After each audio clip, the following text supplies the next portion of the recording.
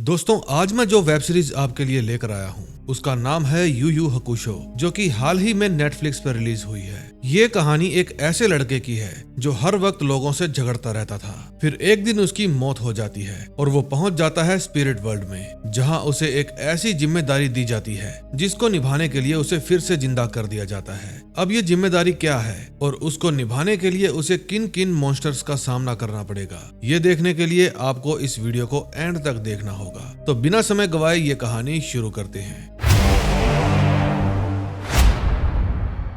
ये है यूसुके।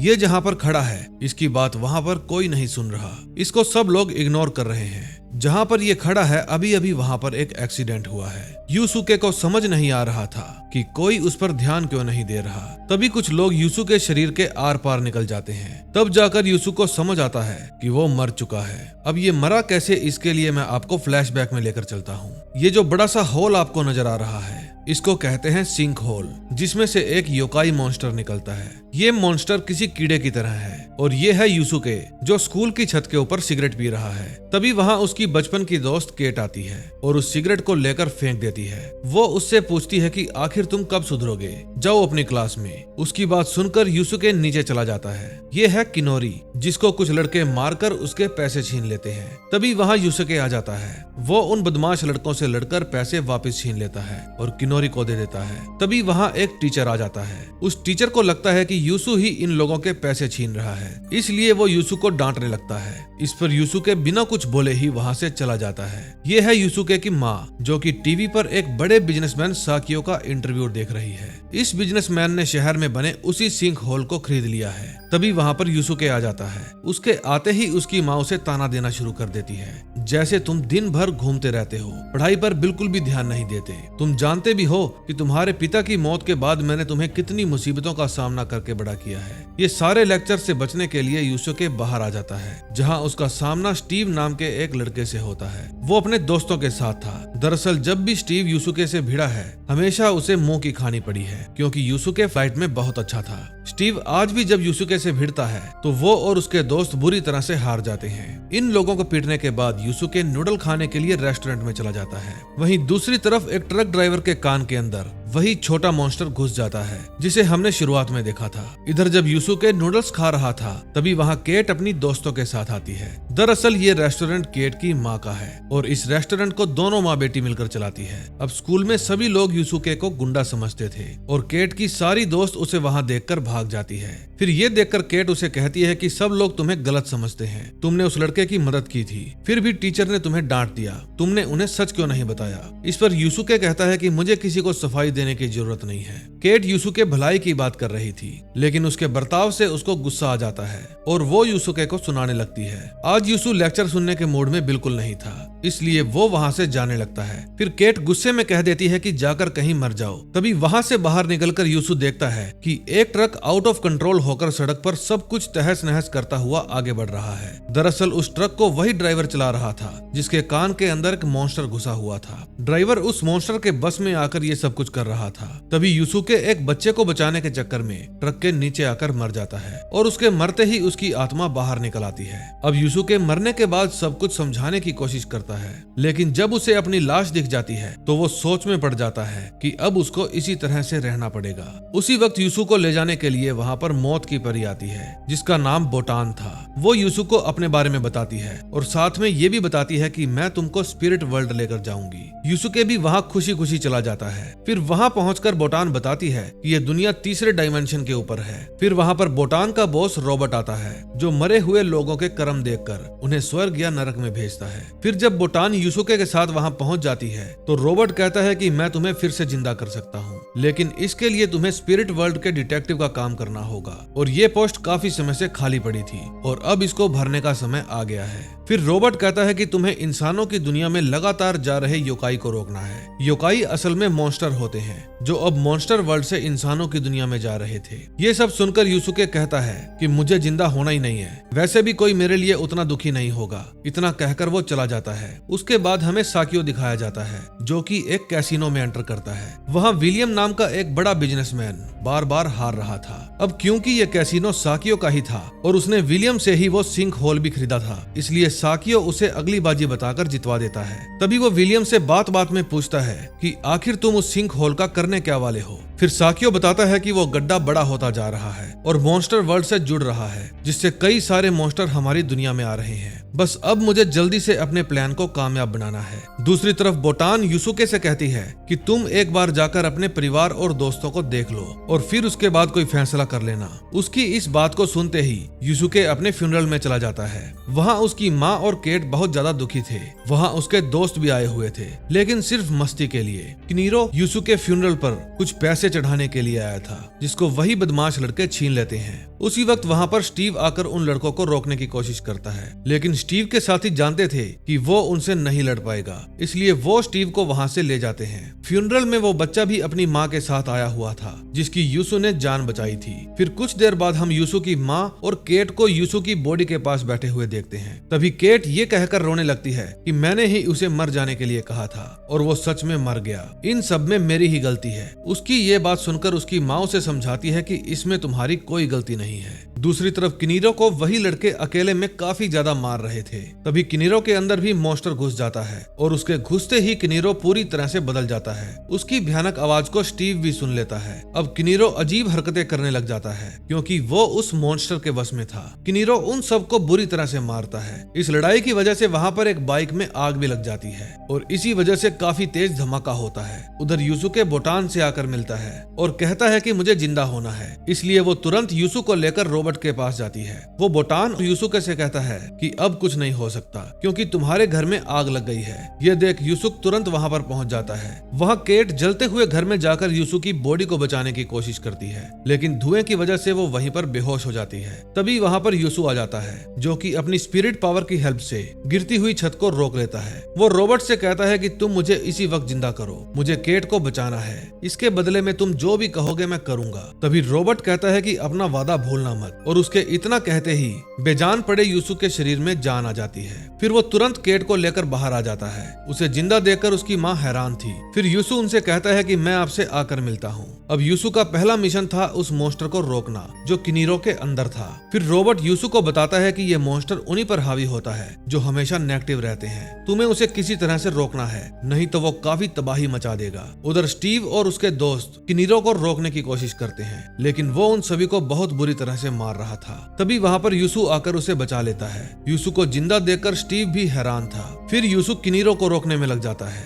लेकिन वो काफी ज्यादा बलशाली था। उसकी ये हालत देखकर रोबोट उसे कहता है कि फोकस करके अपनी स्पिरिट पावर का इस्तेमाल करो, लेकिन उसका इस्तेमाल कैसे करना है यूसु को पता ही नहीं था। बोटान उसे बताती है कि जिस तरह तुमने केट के ऊपर जलती हुई छत गिरने से रोकी थी, वही तुम्हारी स्पिरिट फोर्स थी, लेकिन अब भी यूसु उसे इस्तेमाल नहीं कर पा रहा था। फिर वो किसी तरह से किनीरो को काबू कर लेता है, लेकिन वो बार बार आउट ऑफ कंट्रोल हो जाता था। तभी यूसु को गुस्सा आ जाता है और वो अपने मुक्के के जरिए स्पिरिट पावर का यूज करके किनीरो के अंदर से मॉन्स्टर को बाहर निकाल देता है। अब यहाँ सब कुछ ठीक हो गया था। फिर उसके बाद वो अपनी माँ और केट से जाकर मिलता है, लेकिन अभी भी उसे 3 खतरनाक और ताकतवर योकाई से लड़ना बाकी था, जिन्होंने मॉन्स्टर वर्ल्ड से 3 ऐसी चीजें चुरा ली थी जिससे सिर्फ तबाही लाई जा सकती है। ये बात रोबोट बोटान को बताते हुए कहता है कि उन्हीं तीनों के लिए मैंने यूसु को चुना है। और ये बात सुनकर बोटान थोड़ा डर जाती है। यही है वे तीनों योकाई जिनके बारे में रोबोट बात कर रहा था। ये तीनों कुछ मॉन्स्टर्स को मारकर उनसे वही तीनों शक्तिशाली तिलिस्मी चीजें चुरा लेते हैं। इन तीनों का नाम माइकल, हैरी और गोकी है। अब देखते हैं कि अगले एपिसोड में क्या होता है। सेकंड एपिसोड की शुरुआत में हम कुछ बच्चों को खेलते हुए देखते हैं, जहां बेंच पर गोकी अपने इंसानी रूप में बैठा हुआ था। उसके पास हम उन्हीं 3 शक्तिशाली चीजों में से एक को देखते हैं जिसे ओर्ग कहा गया है। इस ओर्ग के जरिए गोकी वहां खेल रहे सभी बच्चों की आत्माओं को कैद कर लेता है। तभी दूसरी तरफ हम यूसुके को देखते हैं, जिसको रोबोट स्पिरिट गन चलाना सिखा रहा था, लेकिन कई बार कोशिश करने के बाद भी वो उसे सीख नहीं पा रहा था। फिर रोबोट उसे फोकस करने के लिए कहता है, क्योंकि बिना स्पिरिट गन के इस्तेमाल किए वो योकाई को नहीं हरा पाएगा। वो यूसुके को 3 रोबोट और उनकी चुराई हुई चीजों के बारे में बताता है। उसके जरिए वो इंसानियत को पूरी तरह से खत्म कर सकते हैं, खास करके गोकी, जिसे बच्चों की आत्माएं खाना पसंद है, और उसने ये काम शुरू भी कर दिया है। यूसुके कहता है कि आप चिंता मत करो, मैं तीनों को ही संभाल लूंगा और उसके लिए मुझे स्पिरिट वगैरह की जरूरत नहीं है। ये बात कहकर यूसुके अपनी दुनिया में वापिस आ जाता है और उसके पीछे पीछे बोटान भी आ जाती है। दूसरी तरफ स्टीव अपने दोस्तों से माफी मांगता है। वो उनको कहता है कि मैं तुम्हें बचा नहीं पाया। फिर उसके दोस्त कहते हैं कि पागल हो क्या, वहाँ हम खुद तुम्हारे साथ गए थे, तुमने थोड़ी हमको चलने के लिए कहा था। उसी हॉस्पिटल में यूसुके भी बोटान के साथ उन्हीं बच्चों को देखने आता है जिनकी आत्मा गोकी ले गया था। वो सभी मरे तो नहीं थे, लेकिन उनको होश भी नहीं आ रहा था। उनको देखने के बाद जब यूसुके जा रहा था तो स्टीव उसे रोकता है और पूछता है कि भाई ये बताओ कि किनीरो को आखिर हुआ क्या था और तुमने उसे कैसे रोका। जिस पर यूसुके उसे युकाई के बारे में सब कुछ बता देता है, लेकिन बोटान उसे रोकती है और वहाँ से ले जाती है। स्टीव को भी बोटान दिख रही थी, लेकिन उसके दोस्तों को नहीं दिख रही थी। फिर उसे लगता है शायद यूसुके सही कह रहा है। तभी बोटान यूसुके को कहती है कि तुम स्पिरिट गन को चलाए बिना गोकी को नहीं हरा पाओगे, वो बहुत ही ताकतवर है, उसे बच्चों की आत्मा खाना पसंद है। फिर बड़े ही घमंड से यूसुके कहता है कि मैं उसे देख लूंगा, लेकिन वो समझ नहीं पा रहा था कि गोकी को ढूंढे कहाँ। वो यहाँ से सीधा नूडल्स खाने के लिए केट के रेस्टोरेंट में जाता है। फिर उससे मिलने के लिए वही बच्चा और उसकी माँ आती है जिसे यूसुके ने बचाया था। वे दोनों ही यूसुके का शुक्रिया अदा करते हैं। यूसुके देखता है कि वो बच्चा दुखी है और फिर वो उससे उसका कारण पूछता है। फिर उस बच्चे की माँ बताती है कि आज हमारे अपार्टमेंट के ज्यादातर बच्चे अचानक से खेलते वक्त बेहोश हो गए। उस वक्त ये वहाँ नहीं था, इसलिए ये अपने दोस्तों के लिए दुखी है। यूसुके उस बच्चे को कहता है कि क्या तुम मुझे वहाँ ले जा सकते हो। फिर वो यूसुके को उस जगह के बारे में बता देता है। वहाँ पास में ही गोकी बैठा हुआ कुछ बच्चों को देख रहा था। वो तुरंत उन बच्चों की आत्माओं को उस अर्घ में कैद कर लेता है और उसे ऐसा करते हुए यूसुके देख लेता है। फिर वो गोकी का पीछा करता है। आगे जाके वो देखता है कि उसके सामने ही अर्घ रखा हुआ था। फिर जैसे ही यूसुके उसे लेने जाता है, वैसे ही उसके ऊपर गोकी अपने मॉन्स्टर रूप में हमला कर देता है। फिर क्या था, दोनों के बीच जबरदस्त फाइट होती है। तभी यूसुके देखता है कि उन दोनों को लड़ते हुए माइकल नाम का योकाई देख रहा है, लेकिन फिलहाल यूसुके को तो गोकी से निपटना था। गोकी कभी उसे कार के ऊपर तो कभी कार समेत इधर उधर फटक रहा था। यूसुके बार बार अपनी स्पिरिट गन चलाने की कोशिश कर रहा था, लेकिन वो उससे चल ही नहीं रही थी। अब इस लड़ाई का वो पल भी आ जाता है जब गोकी यूसुके को मारने वाला था। तभी वहाँ वही बच्चा आ जाता है जिसे यूसुके ने बचाया था। वो बच्चा बिना डरे गोकी को चुनौती देता है और गोकी उस बच्चे की आत्मा को भी अपने अर्घ में कैद कर लेता है। ये देखकर यूसुके को गुस्सा आ जाता है और वो गोकी पर स्पिरिट गन चला देता है। इस प्रहार से गोकी मारा जाता है। उसके मरते ही उस अर्घ से सभी बच्चों की आत्माएं निकलकर आजाद हो जाती है और उन सभी को एक साथ होश आ जाता है। अगले सीन में हम विलियम को देखते हैं और ये है युकिना। ये भी एक योकाई है और इसकी खासियत ये है कि इसके आंसू कीमती मोती में बदल जाते हैं। इसी कारण विलियम और उसके लोग युकिना को दर्द देकर उसके आंसू निकालने की कोशिश कर रहे थे। बड़ी ही मुश्किल से युकिना एक आंसू की बूंद गिराती है जो मोती में बदल जाती है। इस मोती को ले जाकर विलियम अपने आदमियों को बेचने के लिए देता है। तभी बोटान यूसुके को कहती है कि मुझे ये समझ में नहीं आ रहा था कि उस वक्त तुम्हें माइकल क्यों देख रहा था। फिर वो बताती है कि तुम्हें पूर्णिमा से पहले माइकल के पास मौजूद मिरर ऑफ द डार्कनेस को लेकर आना है, नहीं तो वो उससे कोई भी इच्छा मांग सकता है। फिर चाहे वो दुनिया भर की तबाही लाना ही क्यों ना हो, वो अपनी इच्छा को पूर्णिमा के दिन ही पूरा करेगा। ये सारी बातें करने के बाद बोटान वहाँ से गायब हो जाती है। ये बातें स्टीव सुन लेता है। तभी यूसुके की नजर माइकल पर पड़ती है जो कि कहीं जा रहा था। उसे देखकर यूसुके उसका पीछा करता है और ये देखकर रॉबर्ट और बोटान परेशान हो जाते हैं क्योंकि उन्हें लग रहा था कि माइकल उसे किसी ट्रैप में फंसाना चाहता है। माइकल और यूसुके एक हॉस्पिटल में पहुंच जाते हैं जहां माइकल की मां एडमिट थी। वो वहां देखभाल करने के लिए आया था और ये देख यूसुके दंग रह जाता है। साथ ही यूसुके के पीछे स्टीव भी आ रहा था। फिर अपनी मां से मिलवाने के बाद माइकल उसे बताता है कि करीब 17 साल पहले मैं एक शिकारी से अपनी जान बचाने के लिए एक प्रेग्नेंट लेडी के पेट में मौजूद बच्चे के अंदर समा गया था। फिर मैंने सोचा कि मैं शक्तियां वापस आते ही चला जाऊंगा, लेकिन इंसानों के बीच रहने के कारण मुझ में भी इंसानियत आ गई है। मुझे अपनी माँ से प्यार हो गया और अब डॉक्टर ने बताया है कि उनके पास सिर्फ 1 महीना ही बचा है। मैं मिरर ऑफ डार्कनेस से उनकी जिंदगी मांगना चाहता हूँ। पूर्णिमा के बाद वो मिरर मैं तुम्हें दे दूंगा।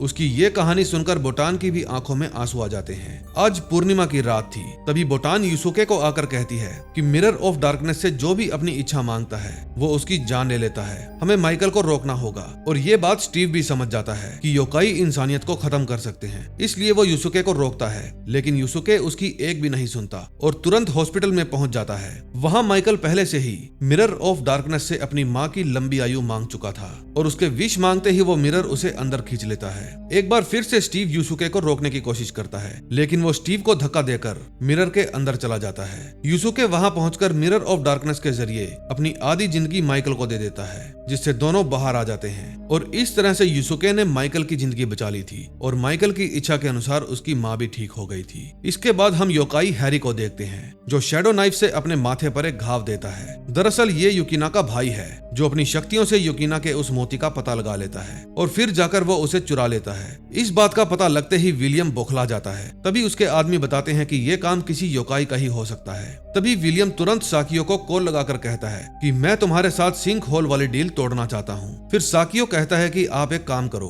आप मेरे पास आ जाओ, मुझे पता है कि उसके आंसू कैसे निकालने हैं। कॉल कट करने के बाद साकियो तागुरो नाम के एक योकाई से कहता है कि अब वक्त आ गया है। अब देखते हैं तीसरे एपिसोड में किस चीज का वक्त आ गया है। थर्ड एपिसोड में हम देखते हैं कि हैरी विलियम की हवेली में घुस रहा था। तभी वहां उससे शैडो नाइफ छीनने के लिए यूसुके पहुंच जाता है। उन दोनों के बीच जबरदस्त लड़ाई होती है और लड़ाई के दौरान एक पल ऐसा आता है जब यूसुके स्पिरिट गन चलाने ही वाला था। ठीक उसी वक्त हैरी कहता है कि मैं इस खंजर से किसी इंसान की जान नहीं ले सकता, और ये बात सुनकर यूसुके उस पर हमला नहीं करता। फिर हैरी वहां से रफ्तार में भाग जाता है। अगले सीन में हम विलियम को देखते हैं, जो कि साकियो के बुलाने पर एक आइलैंड में पहुंचता है। वो बताता है कि एक योकाई मेरी जान के पीछे पड़ा हुआ है। दरअसल साकियो योकाई को योकाई से लड़वाकर अमीरों का मनोरंजन करता है। वो विलियम को एक फाइट दिखाता है जो कि एक मॉन्स्टर और तागुरो के बीच थी। तागुरो एक पंच में ही मॉन्स्टर के टुकड़े टुकड़े कर देता है। फिर साकियो विलियम को कहता है कि आज से तागुरो ही आपका बॉडीगार्ड होगा। तभी एक गार्ड युकिना को भगाने की कोशिश करता है, लेकिन उसे तागुरो का भाई मार डालता है और उसको देखकर युकिना रोने लगती है और उसके रोने से काफी सारे मोती इकट्ठा हो जाते हैं। उन मोतियों को देखकर विलियम बहुत खुश होता है। दूसरी तरफ बोटान जबरदस्ती ट्रेनिंग के लिए यूसुके को मास्टर गेंकाई के पास ले जाती है और इस ट्रेनिंग के लिए स्टीव भी जबरदस्ती आ जाता है। दरअसल वो एक बार यूसुके को हराना चाहता था। और गेंकाई की बात करें तो उनके पास स्पिरिट वेव की शक्ति है, जो यूसुके को अपनी शक्तियां कैसे बढ़ानी है ये सिखाएगी। गेंकाई यूसुके को स्पिरिट गन का इस्तेमाल करके एक उंगली पर खड़ा रहने के लिए कहती है और यूसुके ऐसा नहीं कर पाता। वो गेंकाई से सवाल करता है कि आप मुझे लड़ना क्यों नहीं सिखा रही, और ये सुनकर गेंकाई उसे लड़ने के लिए कहती है और लड़ाई में यूसुके हार जाता है। फिर गेंकाई उसे स्टीव पर नजर डालने को कहती है, जिसको उसने लकड़ी की तलवार से एक बड़े पत्थर को तोड़ने के लिए बोला था, और वो बिना रुके दिन रात उसी में लगा हुआ है। उसने गेंकाई से कोई भी सवाल नहीं किया। अगले सीन में हम साकियो को देखते हैं, जो एक ऐसी मशीन तैयार करवा रहा था जिससे इंसानी दुनिया और मॉन्स्टर वर्ल्ड के बीच का दरवाजा खुल जाएगा और मॉन्स्टर्स यहाँ आ जाएंगे। तागुरो भी उसका साथ इसलिए दे रहा था क्योंकि उसे मॉन्स्टर वर्ल्ड में जाना था। दरअसल इंसानी दुनिया में उसे ऐसा कोई भी नहीं मिला जिससे वो लड़ सके। तभी 14 दिन बीत जाते हैं। यूसुके देखता है कि स्टीव ने आखिरकार एक स्पिरिट स्वॉर्ड बनाकर उस पत्थर को बीच से काट ही दिया, और उसको देखकर यूसुके भी प्रैक्टिस में लग जाता है। फिर करीब 20 दिन बाद ऐसा समय आता है जब यूसुके अपनी उंगली पर पिछले 12 घंटे से खड़ा हुआ था, और ये देखकर गेंकाई यूसुके को बाहर लाकर आसमान में स्पिरिट गन चलाने के लिए कहती है, और उसकी रोशनी को तागुरो भी देख लेता है। अब यूसुके और स्टीव के यहाँ से जाने का समय हो गया था। फिर गेंकाई यूसुके को कहती है कि अब वो समय आ गया है जब मुझे अपनी शक्तियां तुम्हें दे देनी चाहिए, इससे तुम और ताकतवर बन जाओगे, लेकिन तुम्हें इसका इस्तेमाल कैसे करना है ये तुम्हें खुद सीखना होगा। और इतना कहने के बाद वो उसे अपना स्पिरिट वेव आर्क दे देती है, और उसके बाद यूसुके और स्टीव उनसे अलविदा लेकर वहां से चले जाते हैं। उनके जाने के कुछ देर बाद वहां तागुरो आ जाता है। उसे पता चल गया था कि गेंकाई ने अपनी स्पिरिट वेव की शक्तियां किसी और को दे दी है। इन दोनों की बातों से यह भी पता चलता है कि तागुरो ने अपनी शक्तियां अपनी आत्मा को बेचकर हासिल की थी। अगले सीन में हम यूसुके को देखते हैं। वो देखता है कि हैरी ने केट को अगवा कर लिया है, जबकि उसे एल्डर तागुरो ने हैरी का भेष बनाकर अगवा किया था। उसे और युकिना को साथ में ही बंद कर दिया जाता है। इधर यूसुके हैरी से लड़ने पहुंच जाता है। हैरी समझ नहीं पा रहा था कि यूसुके उससे लड़ने क्यों आया है। दोनों के बीच काफी बेहतरीन फाइट होती है, लेकिन इस बार यूसुके की शक्तियां देखकर हैरी भी हैरान हो जाता है। इन दोनों को लड़ते हुए देखकर वहां पर माइकल आ जाता है और उन्हें सच्चाई बताता है। वो बताता है कि हैरी की बहन युकिना और केट को साकियो ने अगवा किया है, इसलिए ये तीनों वहां पहुंच जाते हैं, जहां स्टीव भी इन लोगों का साथ देने के लिए आता है। इन चारों की आपस में बनती नहीं थी, फिर भी ये लोग साथ में लड़ने के लिए पहुंच गए थे, और साकियो भी यही चाहता था, इसीलिए उसने एक आदमी को इन्हें अपने आइलैंड पर लाने के लिए भेजा था। दूसरी तरफ हम देखते हैं कि तागुरो ने गेंकाई को मार दिया था, और इसी के साथ थर्ड एपिसोड का एंड हो जाता है। 4th एपिसोड में हम देखते हैं कि ये तीनों आइलैंड में पहुंच जाते हैं। तभी साकियो का आदमी कहता है कि आप लोग अपने सामने वाले योकाई को हरा दो, उसके बाद आप दोनों लड़कियों को ले जा सकते हो। फिर माइकल बताता है कि ये लोग हमें योकाई से लड़ाकर एक खेल खेलना चाहते हैं, जिस खेल पर ये बहुत सारे रुपए लगाएंगे और ये खेल सिर्फ और सिर्फ मनोरंजन के लिए होगा। फिलहाल हैरी अकेले ही मॉन्स्टर से लड़ने के लिए चला जाता है और बाकी के तीनों लोग भी लड़कियों को ढूंढने के लिए चले जाते हैं। दूसरी तरफ साकियो विलियम के सामने एक छोटा सा जुआ खेलता है, जिसमें वो एक गोली छोड़कर पूरी पिस्टल भर देता है, लेकिन इस बार भी किस्मत उसके साथ थी और साकियो बच जाता है। दरअसल साकियो को अपने मनोरंजन के लिए अब कुछ बड़ा चाहिए था, क्योंकि वो हर तरह का जुआ खेलकर जीत चुका है। इसीलिए वो मॉन्स्टर वर्ल्ड का दरवाजा खोलना चाहता है ताकि उसका मनोरंजन हो सके। और ये सब कुछ स्पिरिट वर्ल्ड से रॉबर्ट और बोटान देख रहे थे। दूसरी तरफ हैरी का मुकाबला एक बड़े से मॉन्स्टर योकाई से होता है, जिसके पास बड़ी सी कुल्हाड़ी थी। और इधर माइकल का सामना भी एक खास योकाई से होता है, जो हवा में धमाके कर सकता है। इन दोनों की फाइट शुरू हो जाती है। उधर स्टीव और यूसुके दोनों केट को ढूंढ रहे थे। फिर वे दोनों अलग अलग ढूंढने का फैसला करते हैं। तभी फाइट पर पैसे लगने चालू हो जाते हैं। फिर हम केट को देखते हैं, जिसकी यूकिना से दोस्ती हो जाती है। यूकिना उसको योकाई के बारे में सब कुछ बता देती है और वो केट का घाव भी सही कर देती है। उधर लड़ाई में एक तरफ हैरी की तो दूसरी तरफ माइकल की हालत खराब हो चुकी थी। कभी लगता है कि वो जीत जाएंगे तो कभी लगता है हार जाएंगे। तभी यूकिना और केट गार्ड को चकमा देकर भाग जाती हैं। भागते समय उन्हें रास्ते में स्टीव मिलता है। फिर केट उसको कोई और ही समझ लेती है और उसके अखरोट तोड़ देती है। लेकिन जब वो यूकिना को देखता है तो अपने दर्द को भूल जाता है। वो बताता है कि मैं तुम लोगों को लेने आया हूँ। फिर वे तीनों साथ में भागते हैं, जिसका पता साकियो को सीसीटीवी के जरिए लग जाता है। फिर वो इन लोगों पर एक मॉन्स्टर को छोड़ देता है, जिससे किसी तरह बचते बचाते हुए ये लोग एक अलग जगह पहुंच जाते हैं। वहाँ पर इनका सामना एल्डर तागुरो से होता है। फिर स्टीव उसे एक डंडे से मारने की कोशिश करता है, लेकिन कोई फायदा नहीं होता। तभी हम माइकल को उसके असली रूप में देखते हैं, जिसके पास पेड़ों पौधों से रिलेटेड कोई शक्ति थी। उसके इशारे पर पौधे सामने वाले योकाई पर हमला कर रहे थे। तभी माइकल एक गुलाब फेंक कर मारता है, लेकिन उससे योकाई को कुछ भी नहीं होता। वो फिर से जीत रहा था, क्योंकि अब माइकल की शक्तियां कमजोर हो चुकी थी। जब योकाई उसे मारने के लिए आगे बढ़ता है तो माइकल उसे एक ऐसे पौधे के बारे में बताता है जो इंसान के शरीर के अंदर उगता है, और कुछ देर बाद वो इंसान के शरीर को फाड़कर बाहर आ जाता है। माइकल ने उसके बीजों को गुलाब के जरिए योकाई के शरीर में प्लांट कर दिए थे, और उसके इतना कहते ही योकाई के शरीर से पौधा बाहर निकलने लगता है और उसकी मौत हो जाती है। इधर हैरी ने भी अपने एक मॉन्स्टर को हरा दिया था, लेकिन अब वो भी काफी कमजोर हो चुका था। इन दोनों फाइट्स के रिजल्ट से विलियम के साथ सभी लोग खुश नहीं थे। तभी साकियो कहता है कि असली फाइट तो अब शुरू होगी। फिर वो गेम अरीना को सबके सामने पेश करता है। तभी वहाँ पर यूसुके अपनी दोस्त को ढूंढते हुए पहुंच जाता है। फिर साकियो उसे कहता है कि तुम इस योकाई को हराकर अपनी दोस्त को ले जा सकते हो, और उसके सामने आता है तागुरो। उसको देखते ही सभी उस पर पैसे लगा देते हैं। तभी एक आदमी साकियो को आकर बताता है कि उस गड्ढे को पूरी तरह से खोलने का काम मशीन ने शुरू कर दिया है, और ये बात सुनकर साकियो बहुत खुश होता है। अब हम लास्ट एपिसोड में देखते हैं क्या होता है। लास्ट एपिसोड में हम देखते हैं कि यूसुके और तागुरो एक दूसरे से लड़ना शुरू कर देते हैं। तागुरो यूसुके से कहीं ज्यादा ताकतवर था। तभी रॉबर्ट देखता है कि साकियो की मशीन की वजह से मॉन्स्टर वर्ल्ड का दरवाजा खुल गया है। इसीलिए वो सिंक होल के ऊपर एक लेयर बना देता है, जो मॉन्स्टर्स को इंसानों की दुनिया में आने से रोक रही थी। पर ये ज्यादा देर तक नहीं टिकेगी। फिर रॉबर्ट खुद वहाँ जाने की सोचता है। तभी यासुके और तागुरो की लड़ाई की वजह से एक इलेक्ट्रिक पोल शीशा तोड़ते हुए अंदर आ जाता है, और उसकी वजह से विलियम मरते मरते बाल बाल बचता है। फिर वो यहाँ से बाहर भाग जाता है। तभी वहाँ हैरी और माइकल यासुको की हेल्प करने के लिए आ जाते हैं। दूसरी तरफ एल्डर तागुरो से जब स्टीव हार रहा था तो वो सोचता है कि उस दिन कैसे मैं अपने दोस्तों को नहीं बचा पाया था, और ये सोचकर वो अपनी उसी स्पिरिट स्वॉर्ड से एल्डर पर हमला कर देता है, और वो कई टुकड़ों में कट जाता है। लेकिन कुछ देर बाद वो फिर से जुड़कर तीनों पर हमला करता है। तभी रॉबर्ट खुद साकियो से बात करने के लिए पहुंचता है। फिर वो साकियो से पूछता है कि तुम मॉन्स्टर्स और इंसानों की दुनिया को आपस में क्यों मिलाना चाहते हो। फिर साकियो कहता है कि तुम यहाँ हो, इसका मतलब ये है कि तुम्हारा वो कवच ज्यादा देर तक नहीं टिकेगा। मैं दोनों दुनिया को एक करके बैलेंस बनाना चाहता हूँ। चलो एक शर्त लगाते हैं, अगर तागुरो जीता तो तुम उस कवच को हटा दोगे, और अगर तुम्हारे लड़के जीते